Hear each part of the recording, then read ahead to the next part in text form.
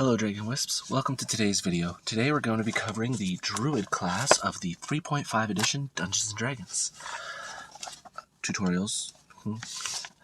A couple things before we begin. As always, don't forget to like the video and subscribe to the channel if you haven't yet to become a Dragon Wisp.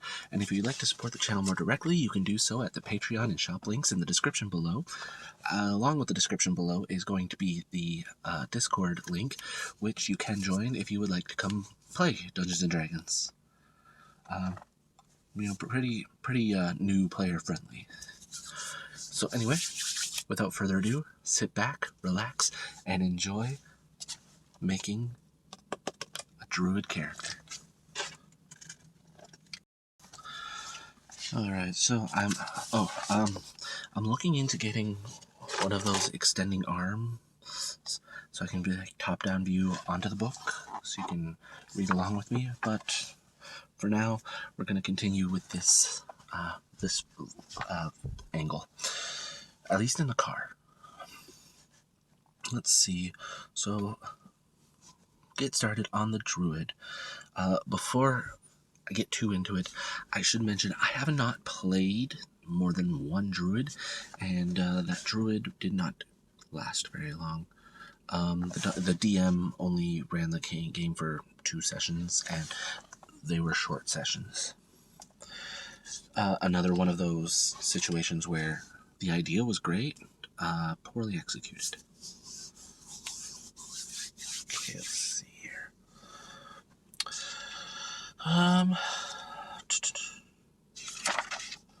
Alright, so getting started, your basic class information. First of all, there's Vidania.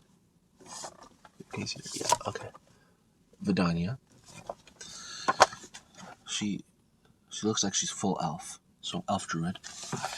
So we'll get right into the building portion of it. First, the abilities. A druid, you want wisdom for sure to be one of your high abilities because it affects how powerful your spells are and how many you can cast per day, how hard they are to resist, that sort of thing. You have to have wisdom score of 10 plus the spell's level to be able to cast a spell. Druids can only wear light or medium armor, so you want to have dexterity so you can dodge. Plus, I'm reasonably sure druids can't have any metallic armor, but that's something to look into, like to discuss. Naturally, you're going to want some constitution because you are still a spellcaster class. So if they do get through your defenses, through your armor class and dexterity, you're going to want to be able to at least take a hit, because speaking from experience, nobody likes to have their character destroyed in one hit at the start of the game. Alignment, you must be neutral, so neutral good, lawful neutral, true neutral, or chaotic neutral, because your entire life is revolving around nature, the most neutral force in the world. And your hit die, you get 1d8 for your hit points. I know it doesn't seem like a lot, but it is what it is. At first level, you get a base attack bonus of 0, fortitude save of +2, and a will save of +2. Your reflex stays the same.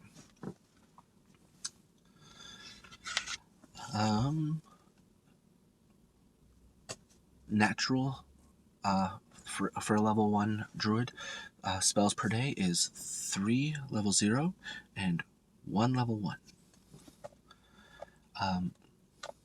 We'll get more into that after. The special abilities you get at first level are an animal companion, which can be chosen. Obviously, some DMs will allow more range, but we're going off the book right now. You can choose between a badger, camel, dire rat, dog, riding dog, eagle, hawk, horse, light or heavy, owl, pony, snake, small or medium viper, or a wolf. If the DM's campaign takes place wholly or partly in an aquatic environment, the DM may add porpoise, medium shark, and squid. So your animal companion travels with you through your adventure, can participate in combat with you, assist you in various ability, like skill checks and stuff. And let's see here, we've got, oh, and as you get higher level, you can get access to other animal companions as well, based basically off of like your ability to befriend and control them. Well, not control, but anyway. Your animal companion also gets certain bonuses for being your animal companion based on your level. Level 1 and 2, they can do a bonus trick. They get the abilities Link, which allows you to handle your animal companion as a free action, or push it as a move action, even if you don't have any ranks in handle animal skill. You gain a +4 circumstance bonus on all wild empathy checks and handle animal checks made regarding an animal companion. And then share spells. You can have any spell you cast upon yourself also affect your animal companion, but they have to be within 5 feet of you at the time of casting. And they get a bonus trick, which we'll go into tricks later on in a different video because it's based on the handle animal skill.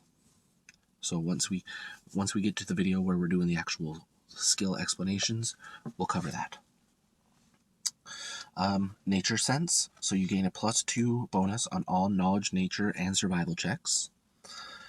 And then wild empathy, which means you can use body language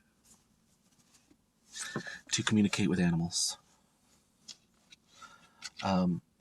Generally within 30 feet under normal conditions.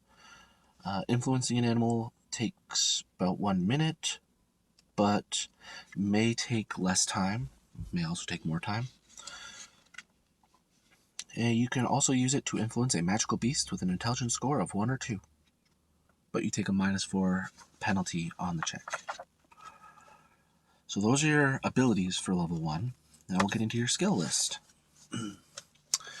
The druid gains skill points at a rate of 4 plus intelligence modifier per level, and as stated in previous videos, at level 1 you get 4 times your amount. So if you got a +3, you gain 7 skill points per level, or you get 28 at level 1. Yes.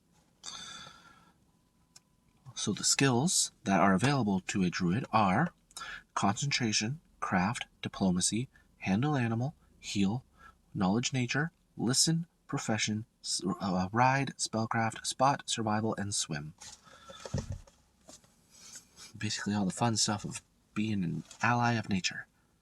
I do apologize if it looks like I'm looking in a different direction. I've got the camera over here, but I've got display over here-ish there. So I can see myself there and just make sure things are still running smoothly. Alright, so like I said, those are the skills available to a druid. Druids are proficient in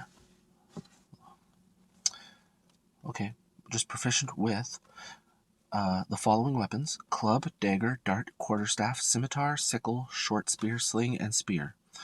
They're also proficient with all natural attacks of any form they assume with wild shape, which you don't get until level 5, so we'll discuss that in a further video as we discuss leveling up.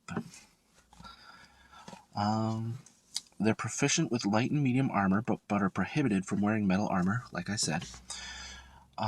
Thus, they may wear only padded leather or hide armor. A druid may also wear wooden armor that has been altered by the Ironwood spell so that it functions as though it were steel. A druid who wears prohibited armor or carries a prohibited shield is unable to cast druid spells or use any supernatural or spell-like abilities while doing so, and for 24 hours thereafter. So basically, you've become shamed because you're forbidden from wielding these specific items. All right.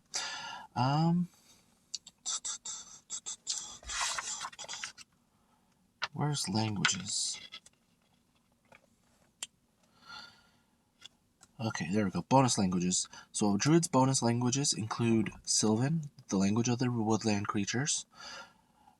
This choice is in addition to the bonus languages available to the character because of their race, and a Druid also knows Druidic. It's a secret language known only to the Druids, and if a Druid teaches somebody else, a non-Druid, Druidic, they can be completely excommunicated, which is not good for anybody.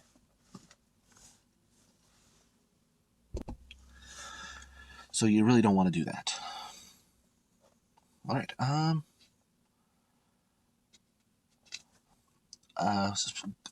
Druids gain spontaneous casting, so they can lose a prepared spell in order to cast Summon Nature's Ally of that level, or lower. They cast divine spells, like the Cleric and Paladin and Ranger. And the spells must be prepared in advance. So because of the spontaneous casting, you don't really have to put Summon Nature's Ally as any of your spells, which essentially does free up those spell slots, which you can, like I said, you can use later to use Summon Nature's Ally. It basically gives you another companion on the field. And if you're chaotic or evil, like, you can't cast spells opposed to you or your deity, basically. So if your deity is neutral good, you can't cast evil spells. I mean, obviously, right? And yeah, so that covers that for the level 1 Druid. Which brings us to my most and least favorite Druid character, which are both the same character. This character didn't, like I said, didn't last long. It was only 2 sessions, but she was decent for her low level, considering the fact that I didn't really know what I was doing. Favorite spell was Entangle, and really, she just used it as a means for escape. Like, oh, well, I suppose we can't take on this enemy. Well, then we better escape. Entangle. Run. Sort of thing. So, that's that. Would I recommend playing Druids? Honestly, if it fits the campaign that you're in, by all means. If it doesn't fit in with the party, like they're an extremely destructive party, all about killing things and, not so much. Because you want to respect the nature of things and life and whatnot. Anyway, so that is the Druid class of the 3.5 Player's Handbook of Dungeons & Dragons. Our next video will cover the Fighter, which will actually be a pretty short video. I mean, the real draw for Fighters is that they just such a broad spectrum for them. But anyway, thanks for joining me. And tune in next time for the Fighter. Thank you for joining me for today's video. I hope you enjoyed learning about the Druid, well, at least first level Druid. Druid, in my honest opinion, is much better at a much higher level. You get wild shape, much more powerful spells, stuff like that. And like a lot of the campaigns I've participated in start at like level 1 and everything, which is another reason, well, the main reason I don't use druids, because unfortunately, like the thing with most magic users is they're really good and powerful once they get to a high level, but you've got to survive to that high level, right? And that's difficult to do when you're what we call squishy. So anyway, hope you enjoyed it. Don't forget to tune in next time for the fighter class. We're about halfway through the classes, which is great, because next we get to cover skills and then feats and equipment and get into the nitty-gritty rules. Ooh, I can't wait to do spells. I may not use spellcasters, but I do like spells. They're fun.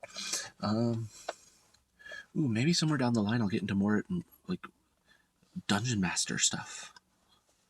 Ooh, that's fun. Anyway, feel free to comment below other videos you'd like to see on the channel. And yeah, like I said, hope to see you next time. Thank you for joining me, and as always, have a peaceful day. Bye.